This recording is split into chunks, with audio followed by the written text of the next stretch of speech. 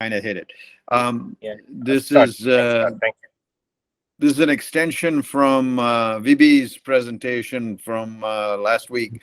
So I thought we'd get into looking at pulmonary. Now, pulmonary contusion is a very interesting pathophysiology. In fact, I was part of a group that we actually studied how to induce it in animal models, where we would actually punch one of the lungs using a punching device, and then watch the evolution of the lung injury over time.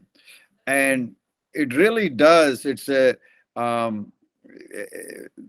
the circulation, you get the release of all these cytokines and so forth, and then all of a sudden it's not just one side but both sides will reflect the injury. So it's kind of a very interesting pathophysiology, and we'll talk about that as we go. Next slide.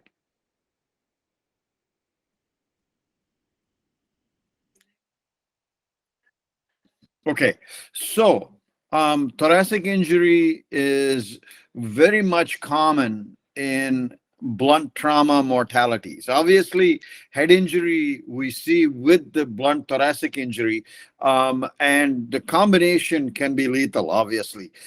So really speaking, this is a major issue. And how we manage it, it's evolved. We used to, in the beginning, people would try to minimize the amount of fluid that we gave. Then we tried to give more fluid to keep the patient euvolemic.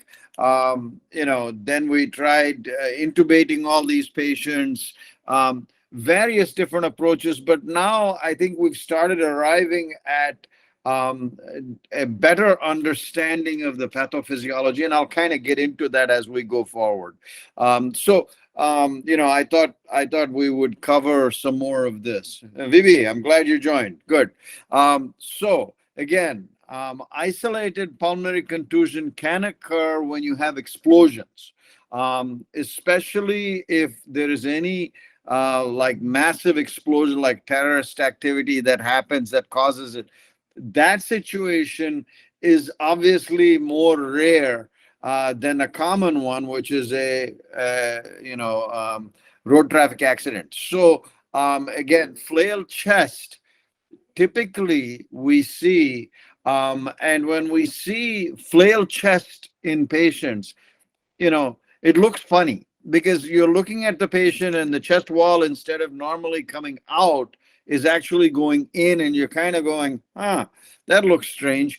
But really speaking, the problem with flail chest is not the broken ribs. I mean, yes, there are broken ribs. Yes, they're painful.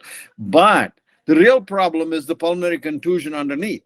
So really speaking, that's where we're really going to be focusing. And that's where we're going to really talk about it. And most of your pulmonary contusion is associated with bony chest wall injury. So if you see that mechanism where you have multiple rib fractures, think about the force that it took to break those ribs and the amount of force that went on to that lung, and how much contusion you can have related to that force hitting that lung. And that's the key. As you think about these things, I want you to think along those lines. And especially in children, if you see broken ribs in kids, for heaven's sake, please think about pulmonary contusion, which would be pretty severe because kids' ribs are very pliable. Elderly patient, yeah, they break a few ribs, they may or may not have pulmonary contusion. But in a child, you even break one rib, you're going to have a ton of contusion. So think about that as you're moving forward. Next slide. Now, again, we've evolved from intubate every patient to now we don't intubate unless we're seeing respiratory failure progressing.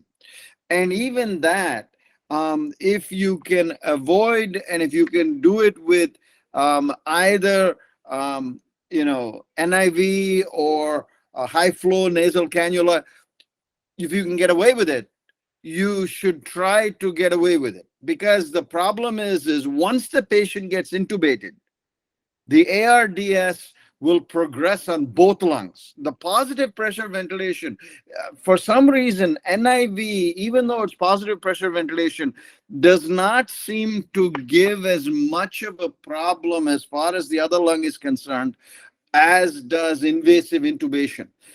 So, this is where, kind of going in an algorithmic manner, thinking about using NIV, using high flow nasal cannula, trying to get past that early time period, and very judicious use of fluids. Yes, you're going to have hypovolemia.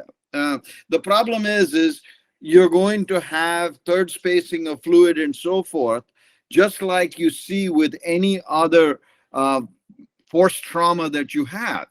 The problem is once you have that, what happens? Well, your right heart can't pump past the ARDS lung.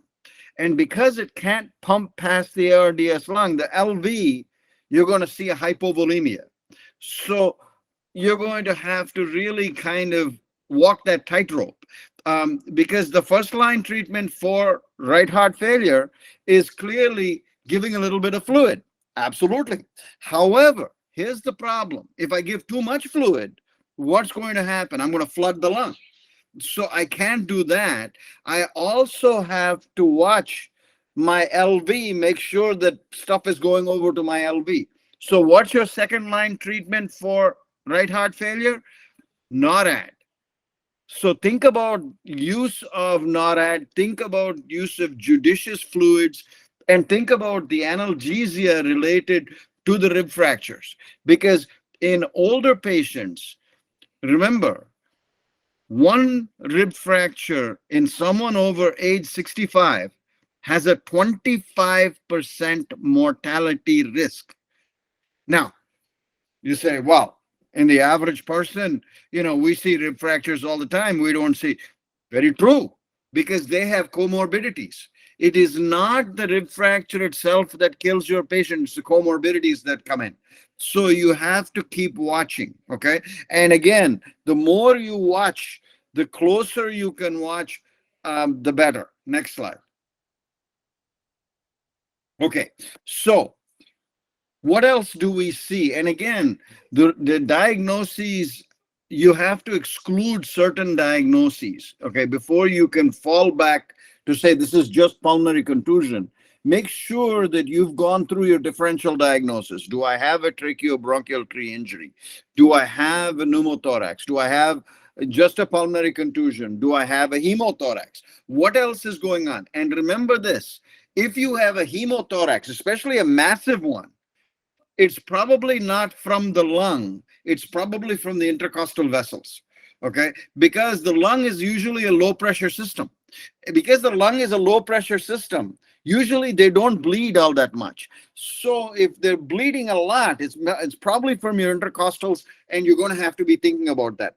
Keep your surgical team on standby.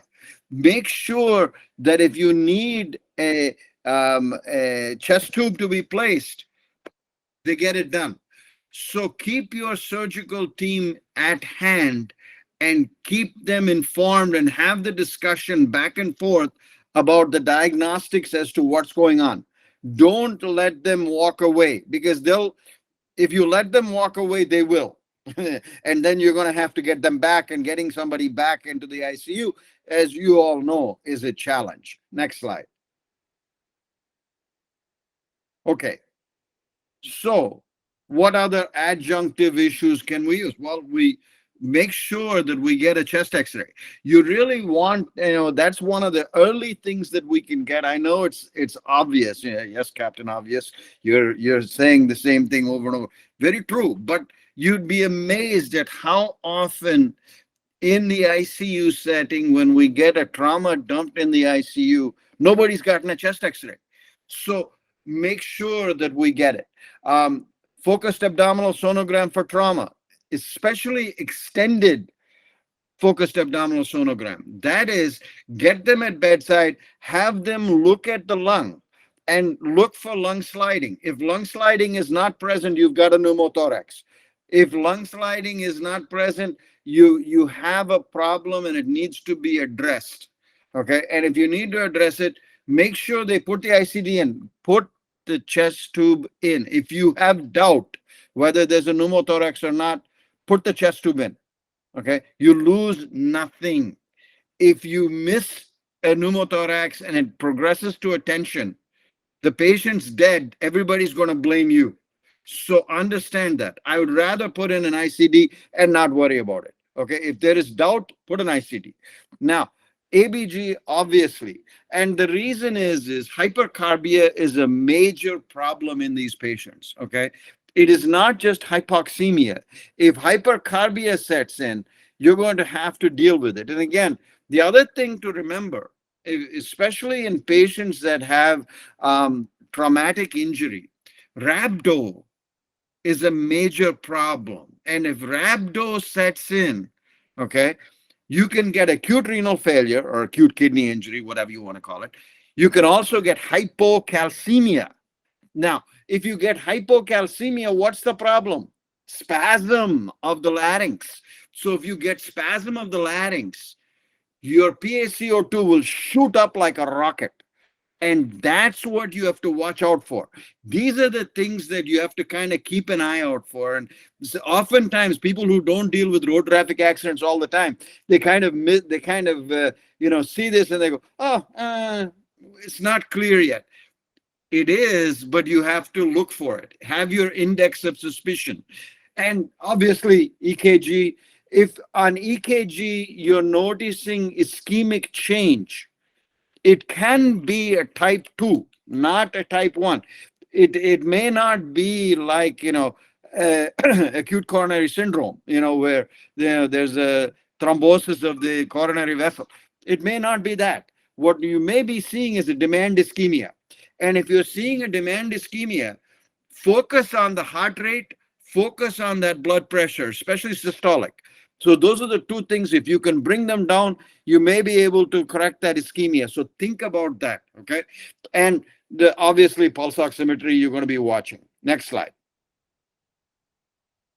Okay, now with a simple pneumothorax, essentially get that ICD in and you've got the situation well in hand. Remember this, with blunt chest trauma, most of the time, right, you don't need a thoracic surgeon or a cardiothoracic surgeon. I mean, people say, oh, sir, we have a cardiothoracic surgeon available in my hospital. Great. They're not necessary. The only thing you need to do is put a chest tube, and a chest tube can be placed by your general surgeon. So if you need a chest tube placed, even an experienced intensivist, if someone is there, they can put the chest tube. So it's not an issue. Get the chest tube placed and move along. And if you suspect a tension, have them needle decompress. Don't get a chest x-ray between needle decompression and chest tube. Get the chest tube in and then get your chest x-ray. Don't get your chest x-ray between. Oh, we didn't hear the noise, the air rushing out, and therefore we wanted to get an x-ray before we put a chest ICD. No, put the ICD in, then get your x-ray. It's a clinical call. No one ever will criticize for putting in an ICD when you suspect a tension pneumo, or a simple progressing to a tension. Please remember that. Next slide. Tracheobronchial injury. Now, once that ICD goes in, look for that persistent air leak, because in the setting of blunt force trauma, you may indeed have a torn bronchus. And if you have consistent large amount of air leaking out from the ICD, and you're seeing that bubbling in the air seal chamber, then you know that you may have something there. Keep an eye out. Have your people looking at that water seal chamber. Look at that. Make sure that someone is keeping a close eye. I'll give you an example. We had a patient, I still remember this case because, I walked in late after one of our other surgeons was managing a trauma. They had, this patient had multiple injuries. They took the patient to the operation theater. They put chest tubes and everything, but nobody bothered to look at the chest tube, what was coming out. And more blood kept coming out the chest tube. Gotta pay attention. Everybody on the team needs to go back and look at those ICDs. Make sure if we're getting more bleeding or we're getting a persistent air leak, make sure that somebody's looking at it. Have somebody assigned from the bedside team. Keep an eye on that ICD. If anything outward changes, tell us. Please make sure that you're aware. Next slide. Okay. The pulmonary contusion initially will look like this, okay, where you can see the bruising on over that chest area, right? Now, wait 24 hours. If you do, actually, we did open lung biopsies on our animal models where we bruised one lung and then waited 24 hours on positive pressure ventilation and then did open lung biopsies of both sides. Guess what? Well, guess what we found? It looked identical. Identical. The other lung was not bruised. However, it's humerally transferred. That means it goes via the circulation and you get the same injury on the other side. So you have to deal with it like ARDS. So you're thinking about ARDS. If you see pulmonary contusion, think ARDS. Okay. And with ARDS, what's our algorithmic approach? It's the ARDSnet protocol. And we're going to go through that. But I want you guys to think along those lines. Okay. And again, judicious fluid administration. Don't go hog wild with fluid. Okay. Be careful here. Okay. I know we love to give 2 liters crystalloid and then blah, blah, blah. Be careful here. In this setting, you got to watch your fluids. That means you got to reduce the size of your boluses, reduce and watch how the patient responds to your bolus. Okay. Have your bedside team keep checking on the patient. Look at the patient. If you can't get another chest x-ray, have somebody examining the other side. Listen to the other side.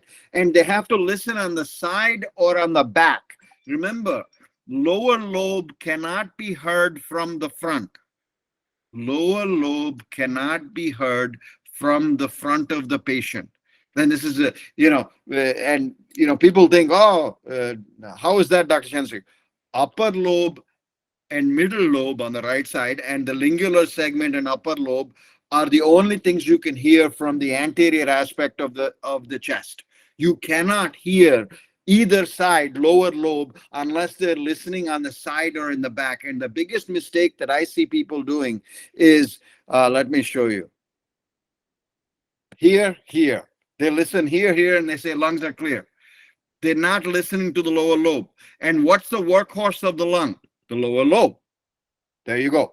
Next slide.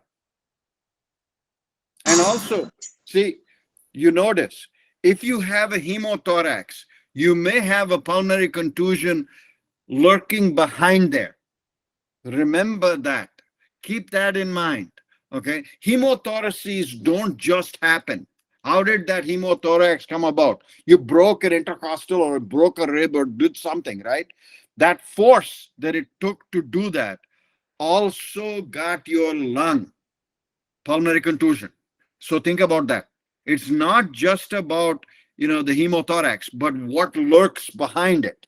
Once you get that ICD in, you're going to be looking, you better pay attention. Next slide. Okay. Now, the other thing that we oftentimes people don't think about, when there's this much force hitting a lung and a chest wall, okay, what else do you have back there in the mediastinum? You got the heart, right? And if the heart gets hit, what can you see? Well, I can see ST segment changes and all that. I can see blunt cardiac injury. We used to call it cardiac contusion. Now it's called blunt heart injury or blunt cardiac injury. Call it whatever you want. But you're going to see a global reduction in ejection as far as wall movement is concerned. There'll be a global reduction. So look for dysrhythmias, look for perfusion issues, and if you need to use support, but use something like, again, a NORAD is probably your best choice. Okay, so think about that. Okay, think about how you're going to support. Okay, epinephrine, you're going to get too much of an increase in myocardial oxygen demand. If you use things like dobutamine, be very careful here. Okay, dobutamine really does increase myocardial oxygen demand. Remember that, because the makers of dobutamine will say, "Oh, but sir, because we get that beta 2, relaxation and all that, we get the amount of the net oxygen content is improved, everything is better. So really speaking, it doesn't increase demand." Yes, it does. So take that away. Watch out for dysrhythmias. Watch out for any perfusion issues. Watch these patients closely. Next slide. Okay. Make sure you also rule out what else is back there, the aorta. Make sure you rule out an aortic disruption, especially if you have rapid acceleration, deceleration. What do we mean? Somebody got hit by a car or a truck. Okay. What happened? All of a sudden, that person is traveling however fast that car or truck is traveling, and then they hit the road, which is 0. So they went from rapid acceleration to rapid deceleration. This is where that ligamentum arteriosum can tear, right? The most common place is, obviously the aortic root, but that patient is dead at the scene. You're not going to see them. The ones that you will see is where they tear at the ligamentum arteriosum. That's the patient you're going to see. You're going to see a pseudoaneurysm of that aorta. So make sure you rule it out. Is that why mediastinum widened is the question you have to ask. If the mediastinum is not widened, it's okay. If the mediastinum looks clean, you don't need to go any further. Here's the thing, okay? With blunt heart injury, if I have, I'm going to check one set of troponins. I'm going to check an EKG. If that's normal, I don't have blunt heart injury. If I don't have a widened mediastinum on X-ray, I don't have traumatic aortic disruption. So these are things you want to quickly rule out. You want to bang, bang, bang, bang, rule out this, rule out that. Make sure that you're not dealing with something more complex.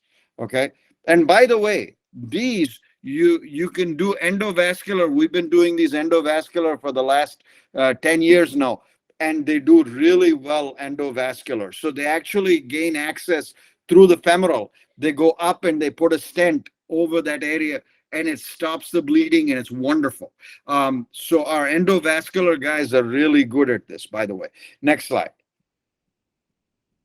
Okay, again, traumatic aortic disruption. If you get the CT, you can see that we don't use angiogram anymore. Aortography is just not done anymore. We do CT, and CT picks it up. Next slide.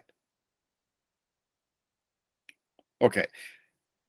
The other thing you have to look for is diaphragmatic injury. Okay. Again, lots of force over the lower part of the rib cage. Think about diaphragmatic injury. Yes, you're going to have a hemopneumothorax, but do I have diaphragmatic injury? You're going to have to look. And the way to do that is stick a Ryle's tube down. If the Ryle's tube comes up above the diaphragmatic area, you've got a diaphragmatic injury. That has to be corrected by the surgical team. It has to be managed that way. So, and when you're putting in an ICD, tell that surgeon, be real careful, stick your finger in, because you don't want to stick that ICD into the spleen. Okay, so you have to be very careful here. Okay. And we talk about mostly left side. We don't talk about right because you got the liver protecting on that side. So diaphragmatic injuries on the right side are not really clinically consequential, much more so on the left. Okay. So you have to be thoughtful. Next slide. Okay. And here's the thing. Okay. If you have ribs 1 through 3 broken, remember we were talking about index of suspicion. It took a lot of force to break those ribs. Okay. The upper ribs are really solid, even in elderly folks. Okay. And if you broke that, that means you're at high mortality risk. You got to think about the great vessel injuries. If you got ribs 4 through 9, you're thinking about pulmonary contusion, possible pneumothoraces. Ribs 10 through 12, you're thinking about intra-abdominal injuries. Watch out. Don't miss intra-abdominal injuries. Get that CT scan. If the patient is stable, if the patient is not stable, do your focused abdominal sonogram for trauma. If there is fluid, operation theater. Tell them to go look in that abdomen. Because remember this, if you miss an intra-abdominal injury, it's a major problem. The missed injuries can cause death. So be real careful. Next slide.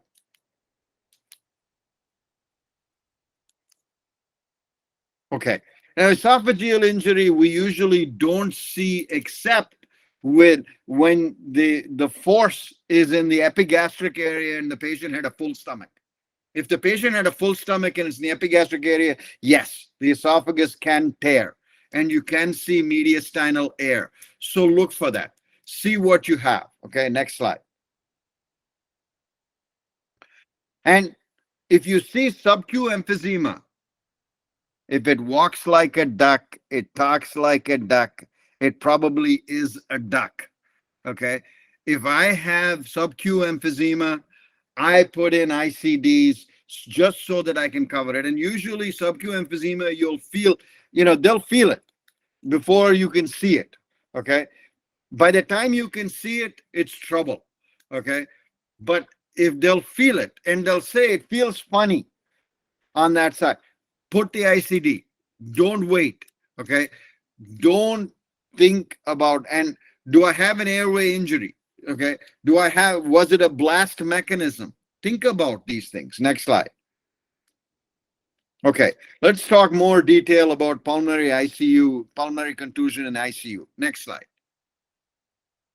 Okay. So again, what are the principles of fluid management? And we'll talk about this. And which patients with blunt chest trauma are at risk for respiratory morbidity due to pain, and do they deserve special attention to pain management? We'll talk about this, okay? And if they're on ventilator support, okay, yeah, Dr. Pratap, please.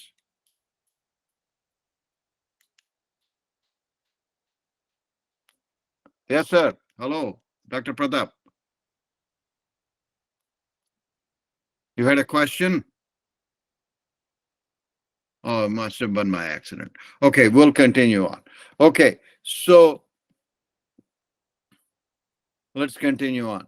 And again, is there a role for non-invasive ventilation? We'll talk about that. What's the optimal mode for severe pulmonary contusion and, flail chest? And is there a role for surgical fixation of flail chest? Okay, so let's go through these. Next slide. Okay, with regard to fluid resuscitation. Okay, again, as necessary. That means watch how much fluid you're pouring into this patient. We used to dump fluid saying, oh, the patient's blood pressure is low. We want to get that blood pressure up. We're going to drive the fluid. Don't. Okay. All you need is a systolic pressure of about 100, 110. You don't need a systolic pressure of 150. Okay. You don't need that. Don't drive it. Okay. Keep the fluid resuscitation down. Watch closely. And here's the other thing. In patients with heart failure, in patients with liver failure, in patients with, in children, watch the amount of salt you're giving, because the amount of salt you can flood these, especially children. Children, you can flood them, and you have to be very careful. If you're resuscitating a child, please, please, please make sure something is on a pump. Do not just leave it open, because you'd be amazed at how many times, people just open up the IV and forget about it. And the next thing you know, the patient is in florid failure. And, people are wondering, oh, what happened? Because it is iatrogenic, it's us. Okay. So we have to be watchful. And again, you really have to watch how much fluid we're giving. And again, if you feel that you need a central venous catheter or a pulmonary artery catheter, put it in. See what you need. Okay. The general rule, we used to have, I'm dating myself now, but we used to have this rule. If you have a central line in a patient and you're measuring CVP, if the CV, and you give your bolus, okay, whether it be 250 ml, or we used to call it the Weil rule, named after Max Harry Weil, who was an intensivist. Old guy, but he was a smart guy. What he used to tell us was, here's the thing. If you give fluid as a bolus and that CVP jumps by more than 5, congratulations, you need to slow down, because the problem is that ventricle, the RV, is not prepared to accept. So at that point, what do you have to think? Well, second line treatment, NORAD. So you're going to have to think about where you are in the fluid resuscitation scheme. So keep thinking, and keep watching these patients closely. Central line is a very useful tool, provided you can measure central venous pressure. Okay, that's the proviso I'm going to put on that. Next slide. A lot of people don't, by the way. They put in the central line, they forget about it. They don't measure CVP. You should measure CVP. Okay. Now, mechanical ventilation, here's the thing. If you can avoid positive pressure ventilation, that's ideal. And by the way, the rib fixation issue is, if you're not on positive pressure ventilation, rib fixation does not help outcomes. Okay. In fact, that data just came out this year, 2022. So, and clearly, okay, if you're not on positive pressure ventilation, fixing somebody's ribs makes no sense. Don't do it. Okay. If you have positive pressure ventilation and you're not able to ventilate and oxygenate the patient despite your measures, then think about rib fixation issues. That is how you have to think. Okay. Now, as far as pain control, epidural catheter is the preferred mode. Okay. However, I will tell you this. Most anesthesiologists are squeamish about putting an epidural in a patient that has broken ribs.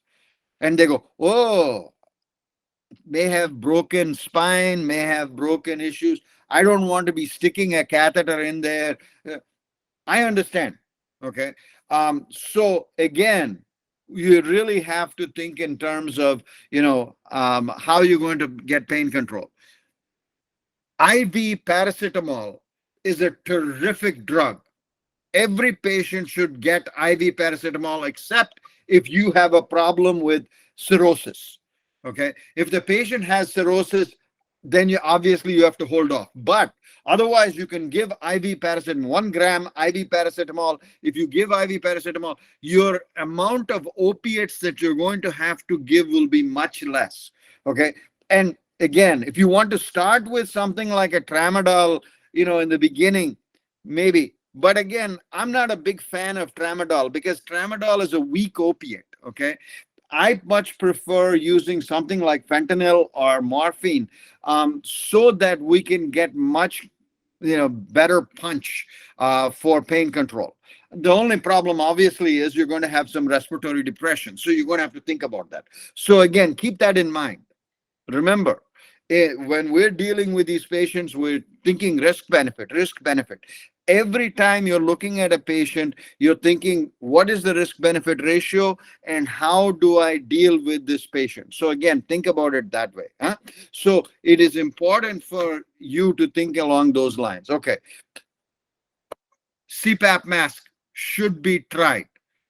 And the reason is that if you can avoid intubation, the patients do better. And it's not clear to me why positive, because NIV is also positive pressure ventilation.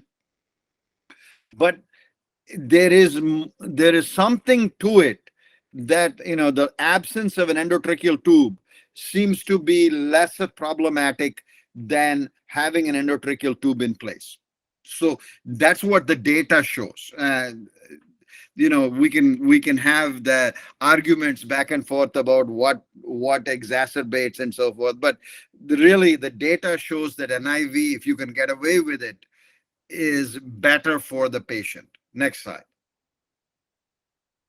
Okay, this is the thoracic epidural. Again, placing the epidural catheter and then injecting local anesthetic, right? You're not injecting an opiate, you're injecting local anesthetic into that epidural space, and that controls their pain. That's ideal. If you can get your anesthesiologist to be comfortable doing that, absolutely.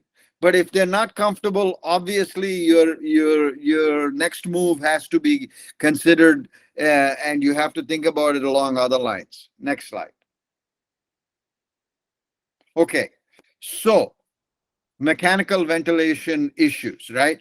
So you have to think about ARDSnet protocol. Okay, this is ARDS. Do not think of it as anything else. Okay, I mean, people talk about isolated lung ventilation where you're ventilating one lung, and we're going to talk a little bit about that. Those things are very challenging in these patients, especially in places where we don't have a lot of support as far as really experienced anesthetists. Then you're kind of stuck. And remember that. We'll talk about that next. Next slide. Okay. So the initial lung contusion, let's say you had a contusion to the right side. The initial chest x-ray will look like this. The left side actually looks pretty good. You say, no problem, we're okay, only the right side. Beware. Next slide. 24 hours later. And like I said, if you do an open lung biopsy on both sides, you can't tell, a pathologist can't tell the difference. So look what's going on. It's humorally transferred to the other side. So now, not only do you have infiltrate on this side, you've got infiltrate on the other side. Now you got ARDS. So it behooves you to think about management of pulmonary contusion as ARDS. Think about it that way. If you need to institute prone positioning earlier, do it, because this is ARDS. Do it. Okay, don't hesitate. And again, the longer you hesitate, the more difficulty the patient physiology is going to get into. So get ahead of the power curve. Think about that. Next slide. Okay, so again, what's the inclusion criteria for ARDSnet? Again, P to F ratio less than 300, bilateral patchy infiltrates, and no clinical evidence of heart failure. Okay, and you can certainly see on echo, if you do an echo of the heart, the LA may be dilated. So again, it may be big. So think about that. Okay, yeah, and you may have issues like that. Okay, next slide. Okay, so how do we say? Pick your mode. I don't care. I know. Dilip may yell at me for that, but pick your mode. But the key here is bring your tidal volume down. Okay, whether you want to use pressure control, volume, I don't care. But keep an eye on the tidal volume. Okay, start at 8 ml per kg, and then slowly work down to 6 ml per kg. Okay, get that tidal volume down and keep the minute ventilation as possible, as steady as possible. Okay. And you can go up to 35 breaths per minute. Okay. There's a lot of latitude. The ARDSnet protocol gave a lot of latitude to us. Okay. So you can increase the respiratory rate, and you can, if the patient is fighting your ventilator, paralyze the patient. If you're seeing the PEMUS, okay, the, paralyze the patient. And if it's an easy check to see if the PEMUS is still there, the patient's not paralyzed. Hello, So think about that. Or if the respiratory rate is faster than the set rate, paralysis is not set in yet. So think about that. And sometimes, we can get fooled. I've been in situations where I've seen patients, the resident says, "Oh, we gave the paralytic." Either the paralytic was, expired, or something happened. That paralytic was not correct. Okay. So if the paralytic was not correct, or it was not a appropriate drug, the patient's not paralyzed. Your goal is the paralyzed patient. So look at the patient. And again, it doesn't take, this is not rocket science. And that having been said, I will tell you, uh, I was giving such a lecture to a bunch of anesthesiology PGs. And actually, Abdul Kalam actually came to visit, and he was sitting in the back of the audience. And I said, this isn't rocket science, guys. And he raised his hand and said, "I can attest to that. This is not rocket science." So be careful what statements you make with your audience is the lesson there. So, but the important thing here is your goal as far as oxygenation goes. O2 saturation of 88% is acceptable. Take it. Okay. You don't need 98, 99% saturation. You don't need that. So again, keep that in mind. Next slide. And we have scales on how you can go up and go down. Think about how your patient is responding and how you want to go up and down. If you can, again, it's about tailoring your therapy to your patient. Okay, please understand this. The ARDSnet group, when Dr. McIntyre and his group out of Duke, when they started putting all this together, and the ARDSnet group came together, they gave as much latitude to every intensivist as possible. So that, while keeping our plateau pressure below 35, while keeping our tidal volumes to 6 ml per kg, we were allowed a lot of latitude on PEEP, a lot of latitude on FiO2. So you have that latitude. Remember, there's not much difference with those. So again, think about that. Next slide. Okay, again, plateau pressure goal, you'd like to keep it below 30. Check the plateau pressure by putting in a small pause. Remember, plateau pressure is without any flow, right? The peak airway pressure includes an airway component.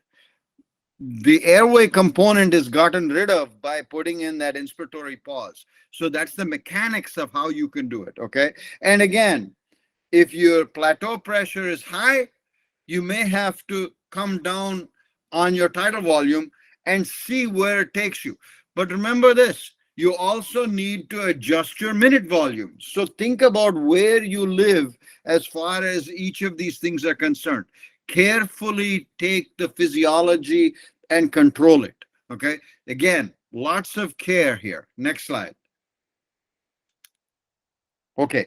And when you're dealing with the acidosis management, remember the pH goal is between 7.3 and 7.45. If you get below 7.3, the problem is your NORAD and all those pressors that you're using won't work. So you got to get the pH up above 7.3, okay? And again, you may need to increase your respiratory rate. Think about how you want to think about that. If I've got alkalosis, okay, I can drop my respiratory rate, decrease vent rate.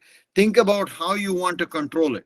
Okay. If the patient is spontaneously breathing, you may have to paralyze them because you don't want them alkalemic to that degree. So you have to think about it. I'm not saying do it, but at least take it under consideration. And, there's a lot of latitude here. So you have to think through how you want to manage your patients. Okay. Next slide. When we're talking about weaning, okay, again, weaning from a ventilator and extubation are two separate issues. Please remember this, okay? Because oftentimes people think, oh, they passed the spontaneous breathing trial. Okay, we can extubate. No, because if they can't protect their airway, you can't extubate. So they're two separate issues. So keep that in mind, okay? Now, should we be doing spontaneous breathing trial on a daily basis? Yes, provided with the proviso that your FiO2 is below 40% and PEEP is below 8. Make sure that you're thinking about that, okay? And again, does the patient have acceptable spontaneous breathing efforts? If they're not having spontaneous breathing, if the apnea alarm is going off, think about using things to stimulate the respiratory centers. Okay. Sometimes you need to do that. Now, here's the other thing about pulmonary contusion patients and ARDS patients. What you'll have is also obstructive phenomenon with the bronchi. So all these patients should be on bronchodilators, automatic. Okay. Bronchodilator, ipratropium should automatically be on because you're going to have bronchoria, you're going to have bronchospasm, so get those on. If you want to use inhaled steroids, I have no problem. IV steroids, I have a little bit of an issue, but again, with ARDS, if you want to make the argument that it'll help sometimes, yeah, okay, low dose. Do not go with high dose. Okay, the high dose steroids are when you get the fibrosis at late ARDS, not early on.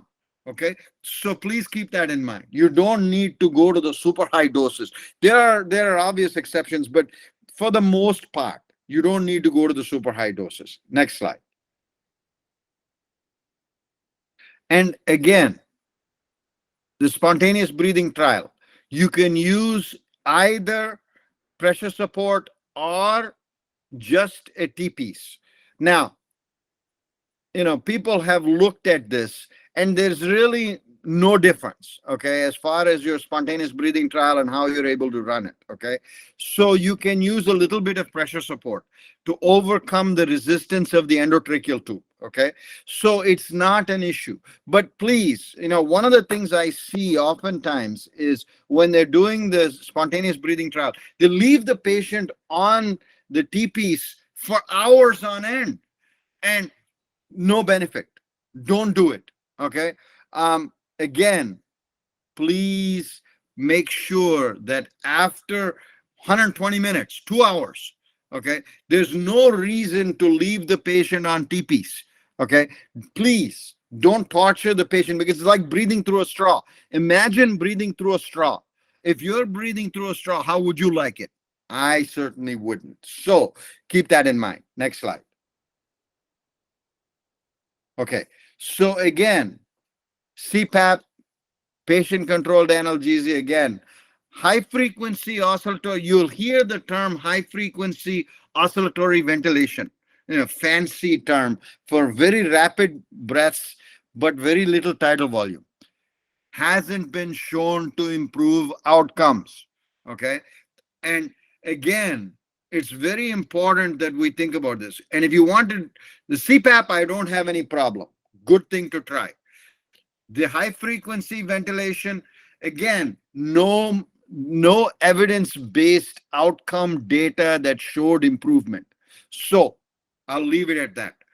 Independent lung ventilation, if you have very experienced anesthesiologists that can do this, I'll show you what it looks like. Next slide. Okay, this is the CPAP. You guys all notice this is NIV. You can use that on these patients and you can do it that way. Next slide. This independent lung ventilation is where it's a two-pronged endotracheal tube and you put you put it down the right, either the right main stem or the left main stem, but it has to be done by an experienced anesthesiologist. These are difficult to do, okay? And it has to be, if it's going to be done, it's got to be done early, and then you run two separate ventilators, one for each lung. It becomes very challenging. So, like I said, not really user friendly. Next slide. Okay. And again, if you have, again, the patient subgroup, they used to say, well, again, prophylactic um, fracture fixation does not work. Okay. This fracture fixation, it's a operation looking for a home. Okay. So please remember that. Okay. Oh, but if we fix the rib fractures, everything will be better. No, it won't be. It doesn't help. It's nice to think about, but it doesn't help. Okay. The only time it may help is if you've done everything medically and the patient's still not getting better and the patient's still not able to come off the ventilator. At that point, if you want to talk about it, yes. But until then, don't think about fracture fixation. It's a nice operation. It looks nice, cool, very cool. Okay. To fix broken ribs, with the little plastic pieces and so wonderful. Doesn't help. Next slide. Okay. Pitfalls with blunt thoracic injury. Always think simple pneumothorax can convert to a tension pneumo. Be very careful. If you see, lack of lung sliding on ultrasound that you did the fast, don't wait for the chest x-ray. Put the chest tube in, ICD in. Don't wait. We see x-rays and CT scans where the mediastinum is shifted over. Somebody blew the clinical call. So please remember that, okay? If I've got hemothorax, you put an ICD, there's still retained hemothorax. You need one more chance. You can put a second ICD. Then you're going to have to get a thoracic surgeon to do a video-assisted thoracoscopic surgery. They're going to have to evacuate that clot. They got to get it out. Otherwise, it will get infected. And if it gets infected, that's an empyema and you're in serious trouble. You cannot control an empyema with antibiotics. Please remember that. Okay. You need a surgeon at that point. So cold steel. Okay. So very important. Okay. Adequate pain control has to be achieved. And remember this, index of suspicion goes way up at the extremes of age. Very old, very young. Your index of suspicion should be very high for pulmonary contusion. And here's the other thing. We put in chest tubes all the time, ICDs all the time. Don't assume that the ICD is in good position. Get a chest x-ray. Document it radiographically. If you put a Ryle's tube down, just like a Ryle's tube, when you put a Ryle's tube down, always verify radiographically. Get that x-ray. Okay, because I can tell you, oh, we heard the sound over the abdomen. We blew air in through the Ryle's tube and I heard the sound. Trust me, I've seen plenty of cases where we thought we heard the sound. When we got the x-ray, it was in the lung. Okay, so please make sure that don't do that. Over resuscitation. Don't flood your patient. Don't flood your patient. Yeah. Remember the ultimate rule, do no harm. Yeah. So very important for us to think about. Next slide. Any questions?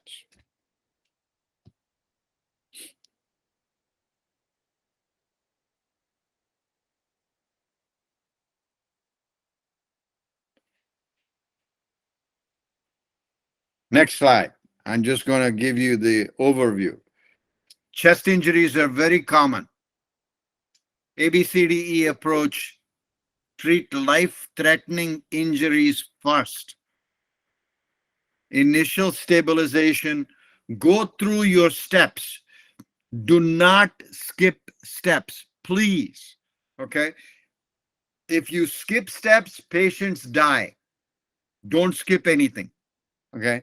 Go through airway, go through breathing, go through circulation. If your patient starts crashing in the middle of your secondary survey, when you're looking at that, pulmonary contusion with the flail chest, when you're looking closely at that, and your patient's heart rate shoots up, your blood pressure falls, guess what? Go back to airway. Go back to primary survey. Okay? This is a question we always use on our board examinations. In our oral board examination for surgery, we do this question where the patient is being resuscitated, the patient's in the ICU, all of a sudden they crash. What do? Primary survey. Go back to your primary survey. And again, if your pulmonary contusion once intubated, think about ARDSnet protocol. ARDSnet protocol, please. Okay? All right. Have a good day, guys.